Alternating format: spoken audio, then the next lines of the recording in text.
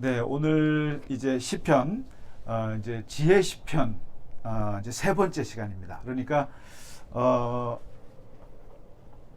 그 시편 중에서도 이제 우리가 여러 시편이 있습니다만은 이제 지혜 시편을 보고 있는데요. 지난주에 우리가 시편에서 이제 첫 번째는 그 어리석은 자들이 누군가 뭐 이런 그 지혜에 대한 것이 있었고요. 그다음에 이제 지난주에는 악인이 그 형통한 세상 속에서 의인들이 어떻게 살아가는가 이런 거에 대한 이제 지혜를 우리가 보았고요. 오늘은 아주 그 어떻게 보면 중요한 부분인데요.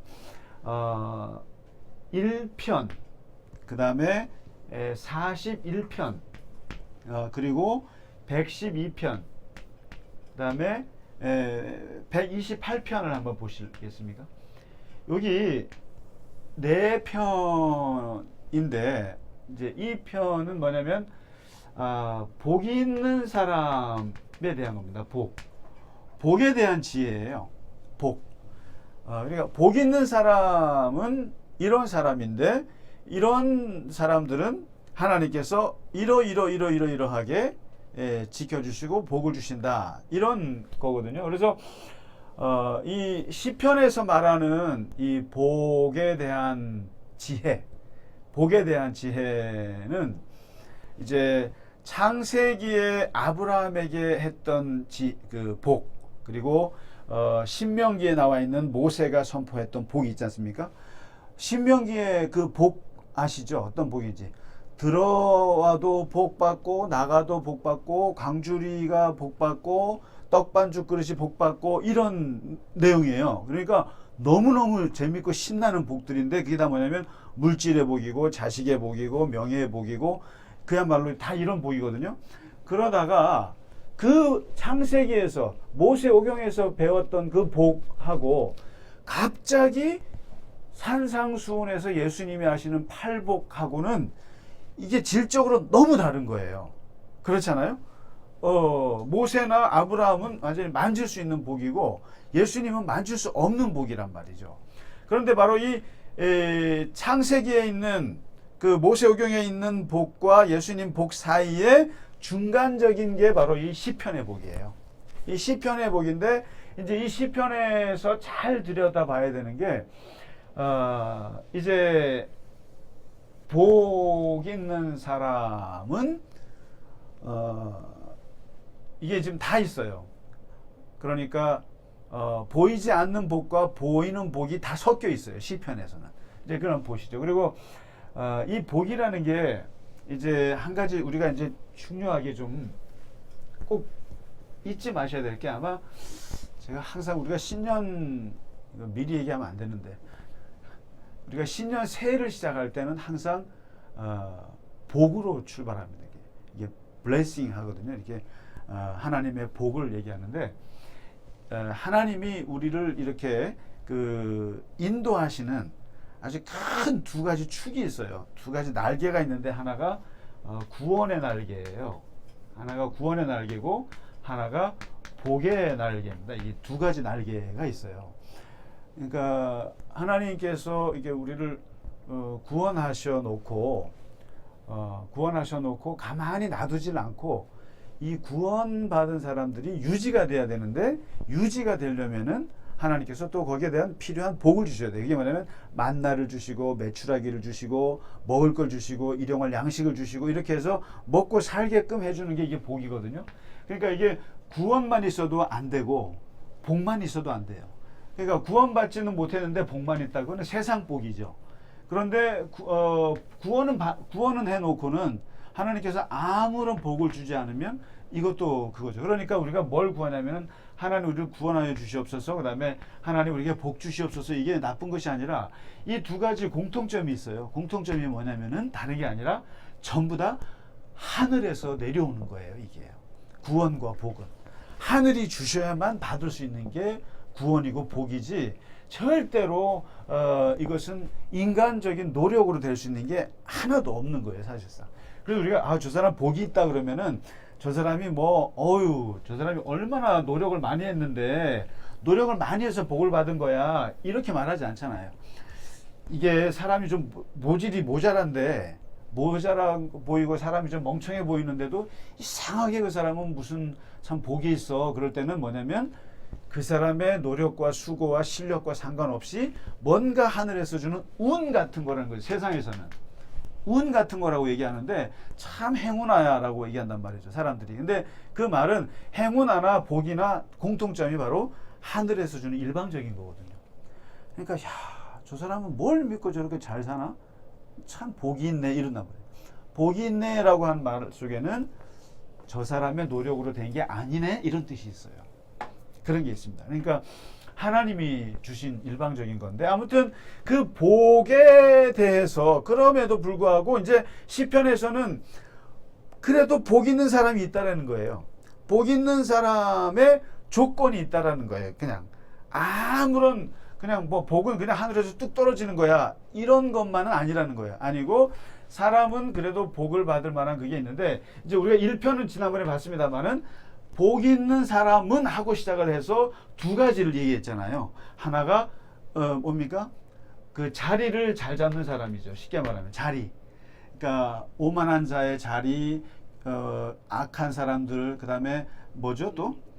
죄인의 길에 서지 않고 뭘 따르지 않고, 그다음에 악인의 길에 뭐 이제 그 앉지 않고 뭐 이런, 그러니까 자리를 누구랑 같이 어울리느냐 이것 하나 하고, 그리고 하나님의 말씀을 즐거워하는 사람, 내면적으로 이 두 가지를 얘기했거든요. 이게 이제 시편 1편에서 말하는 대표적인 거예요. 그래서 시냇가에 심은 나무가 같다.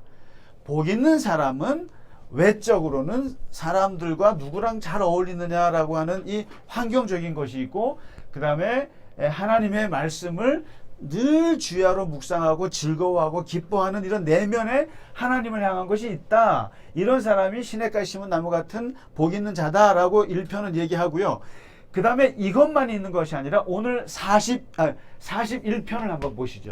41편에 이제부터는 이런 사람이 복이 있다 이렇게 이제 하는 시편들이에요. 41편 이게 다윗의 시인데요. 가난한 자를 보살피는 자에게 복이 있으며 이렇게 말합니다. 그러니까 41편에서 말하는 복 있는 사람의, 그러니까 이제 세 번째죠. 첫째는 잘 어울리는 사람이다. 둘째는 하나님의 말씀을 기뻐해서 주야로 묵상하는 사람이다. 세 번째는 41편에 말하는 건 가난한 사람을 뭐죠? 가난한 자를 보살피는 자는 복이 있다. 이렇게. 이게 이제 새로운 얘기예요, 또. 복 있는 사람이 누구냐? 가난한 자를 보살피는 자가 복이 있다. 이런 거죠. 그러면서 이러한 사람들에 대해서는 하나님께서 어떠한 복을 주시는가 하고 이 시편 기자가 다윗이 쭉 고백을 하는 거거든요. 고백하는데 첫째는 재앙의 날에 여호와께서 그를 건지시리로다. 가난한 자를 보살피는 자는 재앙의 날에 하나님께서 건지신다 이거죠. 하나님께서 재앙의 날에 건지실 것이다. 네. 그래서 여호와께서 그를 지키사 살게 하시리니 이 세상에서 복을 받을 것이라. 그리고 두 번째, 가난한 자에게 보살피는 자는 3절에 하나님께서 병상에서 붙드시고 그가 누워있을 때마다 그의 병을 고쳐주십니다. 병을 고쳐주십니다. 병을 치유하여 주신다라는 얘기죠. 그러니까 병을 치유해 주실 것이다. 이렇게. 그 다음에 세 번째 이렇게 시편에 보면은 뭐라고 나오냐면요. 12절에 나와요. 12절에 이 시를 이렇게 분석하니까 좀 그러긴 하지만 어쨌든 여기서 지금 하나님의 말씀으로 이제 보면 가난한 자를 보살피는 자에게 복이 있다. 그래서 주께서 나를 온전한 중에 붙드시고 영원히 주 앞에 세우시나이다. 하나님께서 나를 온전하게 붙드시고 항상 나를 주 앞에 세워 놓으신다.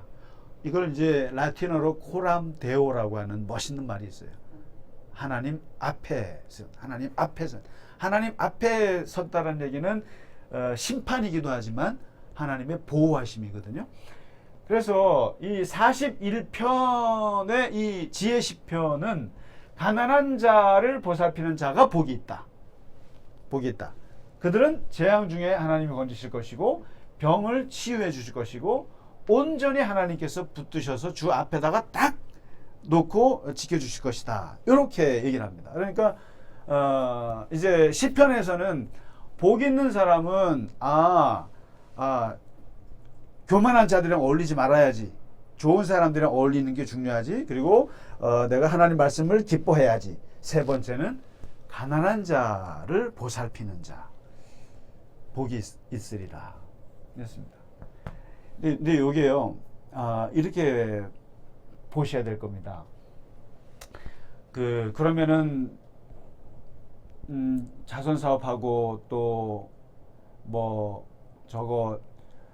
사회복지사들이나 또 교회에 어려운 분들, 또 교회가 많이 돕고 하는데 이제 그런 사람들은 다 이렇게 복을 받느냐. 이렇게. 근데 보니까 가난하기만 하던데요. 병들어 죽던데요. 암 걸릴 사람 다 암 걸려 죽고, 예? 그 사람도 이번에 보니까 사람들 재난 당할 때 다 당하던데요. 이렇게 따지면 할 말이 없어요. 근데 이게 바로 시편, 이게 다윗이 고백하는 거거든요. 이게 하늘에서 뚝 떨어진 말씀이라기보다도 시편만큼은 인간의 고백 같은 거예요. 이게 뭐냐면 신앙의 얘기예요. 가난한 자를 보살피는 자는. 근데 이 말을 진짜로 이스라엘은 너무 많이 들어요. 그래서 이 가난한 자에게 이게 이런 자들에게는 하나님께서 지키신다고 하는 이 신앙이 이게 엄청난 거예요. 이거를 마치 그냥 아이고 그 사람도 죽던데 그 사람도 그러던데 이렇게 얘기하면은 한도 끝도 없고 이렇게 얘기하면은 이게 신앙의 차원이 아닌 거예요. 그러니까 그랬잖아요. 가난한 사람을 도와주고 형통한 의인대로 선하게 살았더니 악인들은 더 잘 되더라. 이러한 현실 속에서 생각하면은 의인들은 힘들어서 못 살아요. 그럼에도 불구하고 성경은 끊임없이 얘기합니다. 이게 가난한 자를 돌봐주는 자에게 복이 있다. 하나님께서 이렇게 지켜주실 것이다. 그렇게 믿고 산다는 거죠. 믿고. 그래서 실제로 유대인들이 자신의 그 수익의 항상 10%를 가난한 자에게 떼어주는 그것은 거의 의무예요. 의무고 그것은 거의 정의라고 그래요. 정의. 그래서 째데카라고 얘기하는데 아무튼 여기 41장은 가난한 자를 도와주는 자가 복이 있다. 그 다음에 이제 112편 보실까요? 112편은 이제 네 번째 시편에서 말하는 복 있는 사람이에요. 복 있는 사람은 어떤 사람인가? 할렐루야, 여호와를 경외하며 그의 계명을 크게 즐거워하는 자는 복이 있도다. 112편은 뭘 말하자면은 하나님을 경외하는 자가 그리고 하나님의 계명을 즐거워하는 자, 기뻐하는 자가 복이 있다는 겁니다. 예. 시편 1편이랑 비슷하죠. 비슷한데 여기다가는 하나님을 경외한다라는 말을 썼어요. 경외라고 하는 말이 아주 중요한 말인데 하나님이 엄청 두려워요. 하나님이 너무 무서우면서도 하나님이 너무 매력적이야. 매력적이어서 하나님이 너무 사랑스러워요. 이게 바로 경외의 개념이에요. 그러니까 너무너무 두려우신데 너무너무 사랑스러워. 너무너무 그분을 사랑하고 싶어요. 이런 거죠.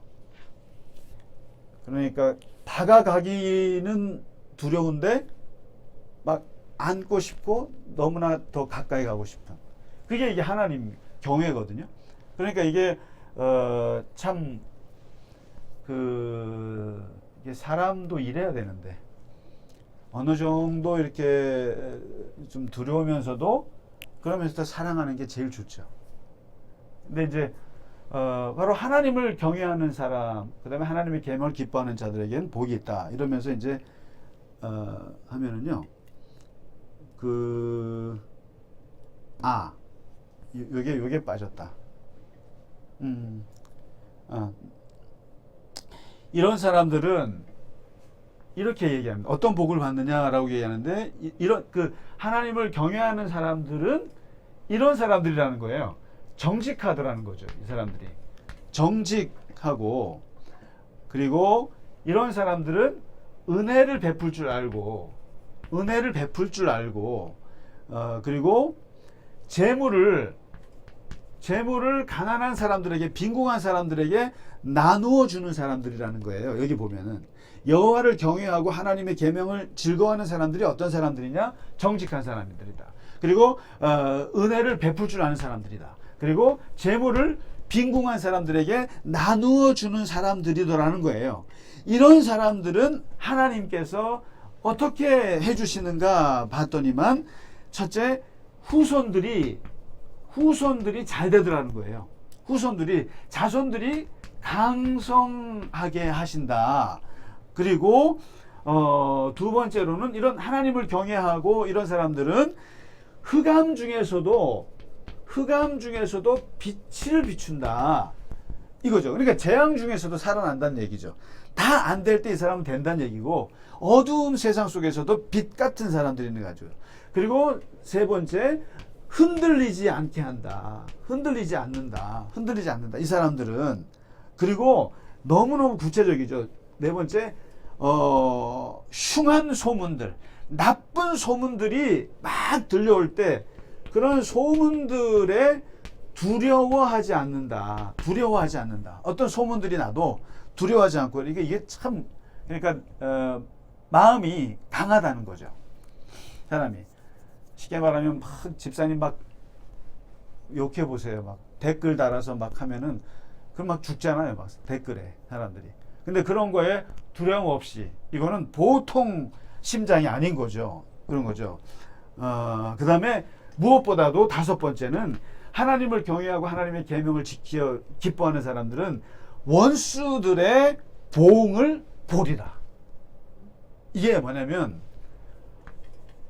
이게 다섯 번째, 원수들이 보응당하는 것을 목격한다는 거예요. 목격한다. 뭐예요? 뒷심이 세다는 뜻이에요. 이 사람은 뒷심이 엄청 센 거예요. 우리는 보통 그 원수들이나 나를 괴롭히고 하는 사람들이 죽기를 바라고 사라지기를 바라지만, 내가 먼저 죽죠. 내가 힘들어서 먼저 죽는단 말이죠. 악인들의 형통을 보면서. 근데 이 사람은 악인들의 그 종말을 목격한다는 거예요. 그러니까 뒷심이 보통 센 게 아니죠. 더 센 거예요. 그러니까 이러한 112편에서는 이런 복을 얘기하는 겁니다. 하나님을 경외하고 하나님의 계명을 기뻐하는 자 복이 있다. 그러면서 힘을 주는 거예요. 너희들에게는 후손들이 잘 될 거야. 그리고 흑암 중에서도 빛이 빛나, 너의 인생에. 그리고 흔들리지 않아, 마음이. 그리고 어떤 소문을 들어도 두려워하지 않아. 그리고 결국에는 너를 괴롭히던 사람들의 마지막 종말을 네가 목격하게 될 거야. 그러니까 정직하게 사는 사람들, 은혜를 베풀 줄 알고 재물을 나눠주는 사람들, 이런 사람들은 이러한 복을 받는다. 그럼 이제 보세요. 복이라는 게 지금 이게 하나님을 경외하는 거 보이지 않는 복이잖아. 보이지 않는 거거든요. 그런데 이러한 사람들에게 이런 구체적인 복들이, 이건 보이는 복들이잖아요. 사실은 보이는 복들이고, 그러니까 이게 다 섞여 있는 거예요. 그러니까 지금 가난한 자를 보살피는 자에게 복이 있다. 어떤 복이요? 이러이러한 복. 하나님을 경외하는 자는 이러이러한 복을 받을 것이다. 지켜줄 것이다. 그 다음에 아까 41편에 보시면은 거기에 재밌는 게 나와요. 그러니까 41편은 가난한 자를 보살피는 자에게 복이 있으며 그랬잖아요. 근데 이런 사람들은 재앙의 날에 건지고 병중에 고쳐주고 하나님께서 온전히 붙잡아 주신다고 그랬잖아요. 그런데 여기서 다시 원수들이 또 나와요. 41편에 보시면은 원수들이라고 하는 것. 원수가 쉽게 말하면 악인이에요. 악인들이에요. 그리고 어쨌든 나로 하여금 하나님을 의지하지 못하게 하고 나를 세상에서 괴롭히는 존재들이란 말이죠. 그런 존재들이 어떻게 나를 괴롭히냐면은 지금 보시면 아주 재밌어요. 41편인데요. 악담을 한다는 거예요. 악담. 나에 대해서 5절에 보시면 나의 원수가 내게 대하여 악담하기를 그가 어느 때나 죽고 그의 이름이 언제나 없어질까. 여러분 이게요.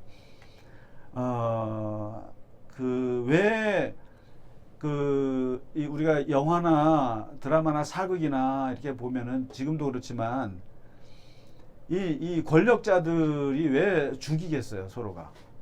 왜 정적을 제거하고 왜 그런지 아세요? 보면은 이게 바로 세상에서는 이 원수라고 하는 것은 진짜 없어져야 되는 거예요. 그러니까 없어지는 게 자기들한테 최고의 마음 편한 거예요. 그러니까 죽이는 것처럼 제일 깔끔한 게 없는 거예요.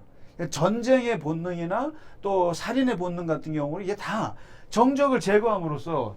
근데 지금 보면은 다윗이 지금 이 시를 쓰면서도 다윗이 누굽니까? 권력가잖아요. 어떤 면에서는 왕과의 그 사울과의 도피하면서 도망다니면서 하는, 이게 너무나 잘하는 거죠. 원수가 나에게 대해서 악담하고 얘가 언제 죽을까 하고 간절히 바라는 그런 세상 속에 사는 거죠. 그 다음에 두 번째, 원수가 나에게 거짓말을 계속 만들어서 심지어는 퍼뜨리기 선포한다는 거예요. 계속 퍼뜨리고, 그리고 7절에 보면은 그 수군거리고 그리고 심지어는 해코지, 어떻게 얘를 해하려고 꾀하며, 해코지죠, 뭐 해코지. 원수들이 나에게 하는 행동들이라는 거예요. 이걸 다 지금 적고 있어요. 그리고 심지어는 9절에 내 떡을 나눠 먹던 나의 가까운 친구도 나를 대적하여 그의 발꿈치를 들었나이다. 뭡니까? 친구들의 배신. 그러니까 이게 지금은 가난한 자를 보살피는 자는 복이 있다. 이러한 사람들에게는 이 원수들이 우리를 힘들게 하는 사람들이 어떤 사람들인가, 이런 거죠. 다. 그러니까 악담하고 거짓말로 퍼뜨리고 수근수근하고 해코지하고 배신하는 이러한 세상 속에서도 하나님께서 재앙의 날에 건지실 것이고 병중에 고쳐주시고 온전히 붙드시고 주 앞에 세워주실 것이다 라고 하는 것이 이제 시편 41편 가난한 자에게 베푸는 자에게 주신 복, 이거거든요. 그러니까 이런 원수들의 이런 악담 속에서도 하나님께서 지키신다, 이겁니다. 그러니까 이제 41편이 끝났고요. 그 다음에 이제 112편 하나님의 계명을 즐거워하는 자, 요거 이제 끝났고요. 그 다음에 128편으로 넘어갈게요. 128편. 128편.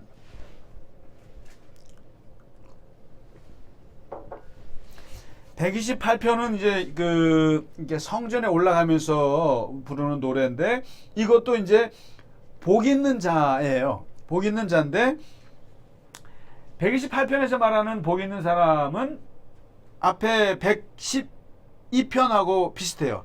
여호와를 경외하는 자, 하나님을 경외하고 그리고 그 길을 걷는 자라고 그랬습니다. 그 길을 걷는 자,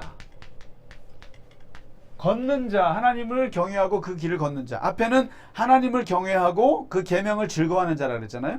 근데 그 길을 걷는 자는 복이 있다 이랬는데, 쉽게 말하면은 하나님을 경외하면서 그 삶을 살아가는 사람, 이런 사람들은 복이 있다는 거예요. 근데 여기서는 이런 사람들에게 어떤 복을 주시나 하는데 너무 재밌어요.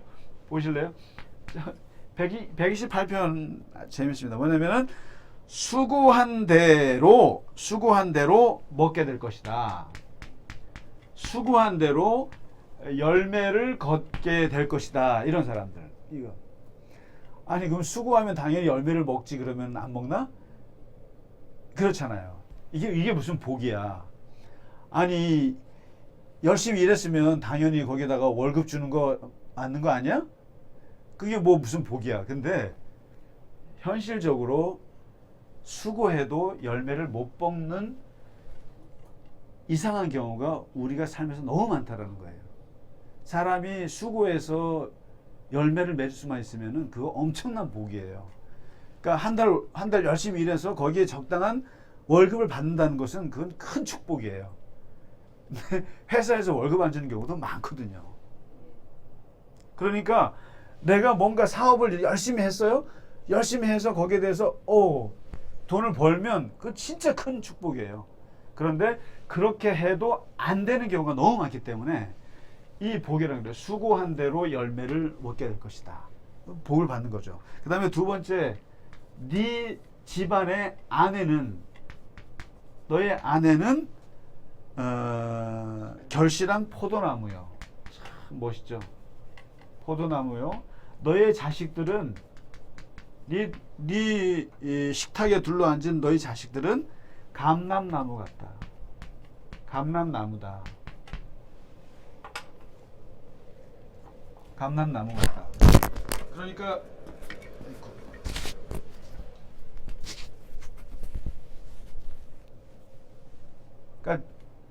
자식들의 복이에요. 가족의 복. 그 다음에 세 번째 뭐라고 얘기를 하냐면은 너의 평생의 예루살렘의 번영을 볼 것이다.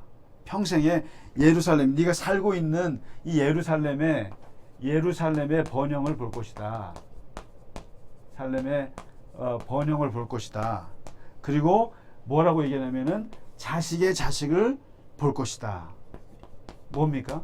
자식의 자식을, 손주, 증손자 계속 볼 것이다. 이게 뭘 말합니까? 그러니까 시편에서는 하나님을 사랑하고 하나님의 계명을 지키고 하나님의 뜻대로 사는 사람들에게는 실제로 이런 자식들의 복도, 창세기에서 말했던 자식들의 복, 그 다음에 뭐 자녀들의 복, 이거 다 주신다. 이런 얘기를 하시는 거죠, 이게. 네. 결국은 이제 보시죠. 1편, 41편, 112편, 128편 4편의 복에 대한 시편을 보면은 이제 결론이 나오는 거예요. 시편에서는 어떻게 살아야 되는가 하면은 첫 번째 아까 어떠한 사람들이랑, 그러니까 경건한 사람들이겠죠. 하나님을 경외하는 사람들과 그런 사람들과 같이 어울려라. 어울리는 것이 복이 있는 것이다. 그리고 두 번째, 하나님의 말씀을 즐거워하는 거, 이것이 복이다. 그리고 세 번째, 가난한 자를 돕는 자가 복이 있다. 네 번째, 하나님을 경외하고 하나님의 계명을 기뻐하는 것, 이것이 복이 있는 것이다. 다섯 번째, 하나님을 경외하고 그의 길을 걷는 자, 그렇게 사는 사람이 복이 있다. 이게 결론이 나와요. 그러면은 결국은 시편에서 뭘 말하냐면은 하나님을 사랑하라는 거예요. 하나님을 사랑하고 가난한 사람들을 사랑하고, 그런 사람들이 복이 있는데, 이런 사람들에게 내리는 복은 뭐예요? 재앙의 날에 건져주고 병중에 고쳐주고 온전히 붙들어 주시고, 그리고 후손들이 잘 되고 흔들리지 않고, 그 소문이 와도 두렵지 않고 대적의 끝을 보게 되고, 그리고 자식들이 많고. 이게 뭡니까? 다 보이는 복들이에요. 다 보이는 복들. 그러니까 네 마음도 튼튼하고 마음도 평안하고, 그 다음에 너를 괴롭히는 원수들도 다 사라질 수 있고, 그리고 너의 자식의 자식을 볼 것이고, 네가 다 잘 된다는 거죠. 그러니까 이게 지금 뭡니까? 하나님을 사랑하면 하나님을 사랑하고 하나님을 경외하고 하나님 안에서 살면 이 현실 세계에서도 잘 된다라는 거예요. 이게 잘 될 것이다. 이게 그런 복이에요. 이제 이걸 얘기하는 겁니다. 자, 그러면 이 시편에서 이제 복에 대한 지혜 시편을 이제 봤고요. 어떻게 생각하세요? 그러니까 이게 한번 생각하셔야 될 게 어쨌든 이 성경에서는 하나님께 대한 경외와 하나님께 대한 말씀과 거기에 그게 이제 복이다. 그리고 그렇게 하나님을 사랑하는 사람들에게는 그러한 현실적인 복을 다 받을 수 있다. 이렇게 얘기한단 말이죠. 그런데 이제 그렇지 않을 텐데 라고 그렇게 했는데도 비참해지던데 그럴 수 있죠. 바로 이거예요. 진짜 그렇게만 되면 얼마나 좋겠어요. 이렇게. 그런데 그렇지 않던데 더 비참해지던데 라고 했던 게 그게 바로 욥기예요. 욥기가 같이 성경에도 있어요. 그러니까 뭐냐면 욥은 진짜 하나님을 경외했잖아요.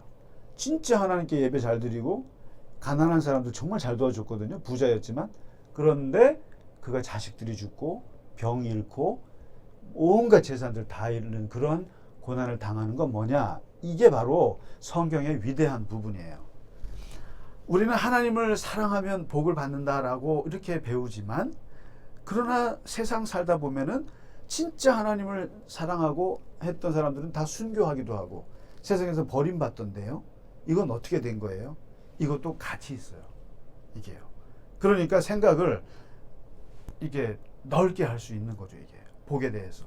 그러니까 이런 것이 다 있다라는 거. 그러니까 저는 교회를 안 다니는 분들, 세상 사람들 무신론자들이 교회를 그냥 무식하게 생각하는데 그분들이 좀 무식한 거예요. 사실 이 성경은 되게 넓게 얘기하거든요. 근데 그냥 어느 한쪽만 이제 얘기하는데 그러니까 교회 다니면 복 받아? 복 받죠. 복 받아요. 복 받는데 교회 다니면 고난도 같이 받는다. 고난도. 그럼 고난을 받는데 뭐하러 교회 가? 근데 고난도 복이야라고 얘기하니까 이게 이 성경의 기독교의 이 복의 수준은 세상 사람들이 이해할 수 없는 수준이에요. 그게 십자가에서 막 죽어? 그게 무슨 복이야? 근데 그걸 복으로 생각하는 거예요, 우리는 또. 그러니까 이게 고통도 복이라고 받아들이기 때문에 세상 사람들이 생각하는 그런 복의 개념으로는 판단할 수 없는 게 있다라는 걸 말씀드리는 겁니다.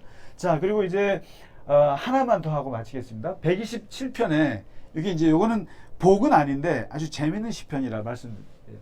127편 여기가 이게 이제 솔로몬의 시거든요. 솔로몬의 시인데 하나님께서 지켜주지 않으면 인간은 다 헛되다라고 하는 이건데요. 시가 그렇습니다. 여호와께서 집을 세우지 아니하시면, 그러니까 여호와께서 하나님께서 집을 지어주지 않으면 모든 것이 헛되는데 세 가지가 헛되다라는 거예요. 하나님께서 지켜주지 않는 모든 인간의 첫 번째는 세우는 자의 수고가 헛되다. 그러니까 건축자의 건축이 헛되다라는 거예요. 하나님께서 세우지 않으면 집을. 그러니까 인간이 아무리 노력해도 이것은 헛되다. 두 번째, 하나님께서 지켜주지 않으면 파수꾼을 세워도 허사다. 뭡니까? 하나님께서 지켜주지 않는 이상은 CCTV 1000개, 10,000개가 있어도 허사다 이런 거예요. CCTV 아무리 경비병을 몇천 명을 세워놔도 못한다 이거예요. 하나님이 지키지 않으면. 이거죠. 이걸고 그 다음에 하나님께서 돕지 아니하시면 수고해서 떡을 먹어도 헛되다. 예. 그러니까 뭐니까 아침 일찍 일어나서 2절에 보시면은 너가 일찍 일어나서 늦게 뭡니까? 새벽 5시에 일어나갖고 밤 12시까지 15시간 일을 해도 그렇게 해서 수고의 떡을 해서 돈을 벌어도 다 헛되다. 하나님이 이게 결국은 뭘 말하냐면은 하나님의 복의 본질이에요. 그러니까 하나님께서 복을 주시지 않으면 아무리 노력해도 다 헛되다라는 거죠. 인간이 헛되다는 거죠. 그러면서 2절에 아주 재밌는 구절이 하나 나와요. 그러므로 너희가 일찍 일어나서 늦게까지 일하면서 수고해서 떡을 먹어도 다 헛된데 그러기 때문에 여호와께서 그의 사랑하시는 자에게는 잠을 주시는도다. 잠을 주시는도다. 이 좋은 말씀을 교회에서 꼭 잘 예배 때 잘 조는 사람들이 쓰는 말씀이에요.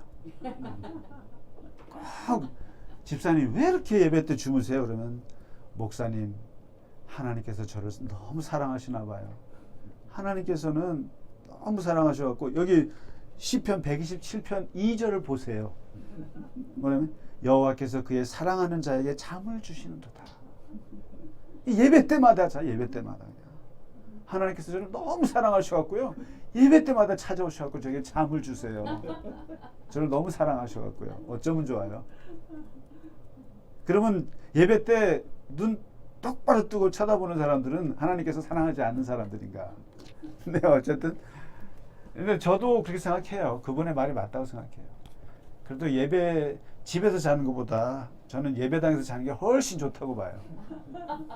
그 시간에 그래도 그 꾸역꾸역 나와가지고 세수하고 나와가지고 거기서 자고 있는 게 훨씬 저는 하나님이 사랑하신다 생각은 합니다. 근데 아무튼 이게 뭘 말하냐면은 이게 그 인간적인 수고를 하는 사람들이 잠을 잘 수 있겠느냐라는 거예요. 그러니까 파수꾼이 누구를 지켜야 되는데 그 잠을 잘 수 있겠어요? 그 못 자고 아침부터 저녁 늦게까지 일을 해서 돈을 벌어서 먹고 살아야 되는 사람들이 잠을 못 자잖아요.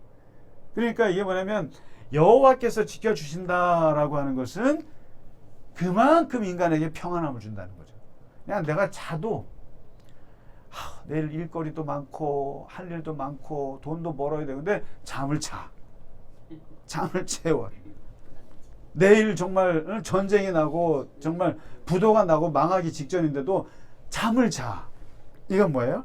하나님이 전적으로 이 사람을 지키신다는 뜻이에요.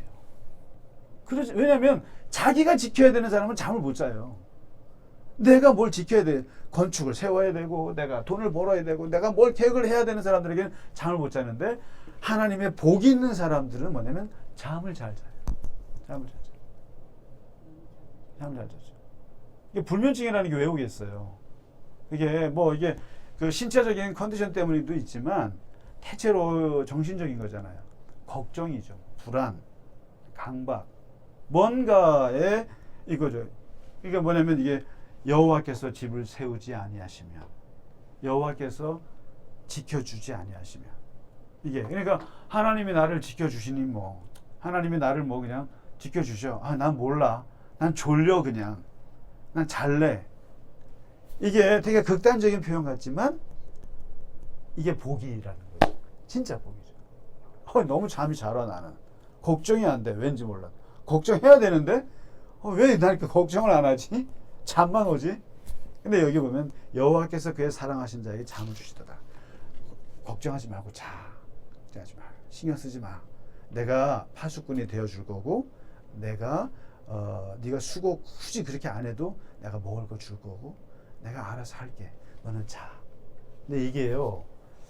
신앙의 굉장히 중요한 부분이에요. 신앙이 믿음이 하나님의 그 기적이 역사하는 것을 항상 보면 내가 잘 때 이루어지는 거죠. 하나님 열심히 기도하다가 지쳐서 쓰러져서 그냥 포기할 때 하나님이 역사하시거든요. 그러니까 이게 뭐냐면 전적으로 하나님께 의지했다라는 것이 이게 잠으로 나타납니다. 그러니까 잘 주무세요. 뭐 우리 권사님은 하는데도 잘 자는 건 없고. 네? 걱정 그런 게 많은데. 그러니까 하나님이 사랑하시나 봐요. 그게 사실 복이에요. 그러니까 이게 뭐냐면 인간이 내가 이 세상을 컨트롤할 수 없다고 믿는 거, 컨트롤할 수 없다고 생각하는 거가 사실은 성경에서 가르쳐 주는 건데, 사람들은 자꾸만 내가 뭔가를 컨트롤해야만 하고 할 수 있다고 생각하는 게 이게 인본주의란 말이에요. 인본주의인데 소위 말해서 신본주의, 소위 말해서 하나님이 복을 주신다는 얘기는 네 손을 놓으라는 거거든요. 놓고 하나님이 하신다는 건데 바로 이 부분이 우리가 안 되는 겁니다. 잘. 근데 이제 이게 되면 진짜 너무 편하죠. 너무너무 편하고 이게 어떻게 보면 하나님께 대한 의지죠. 의존이고. 그래서 이게 복 있는 사람이죠. 진짜 복 있는 사람이죠. 그래가지고 하여튼 예배 때 주무시더라도 괜찮으니까 교회 와서 주무시면 좋을 것 같아요. 그러시고 그리고 여호와께서 주무실 때는 하나님이 나를 사랑하나 보다 하고 주무세요. 네, 오늘은 이렇게 복에 대한 지혜를 담은 시편들을 같이 공부해 보았습니다. 네, 오늘 고생 많으셨습니다. 네.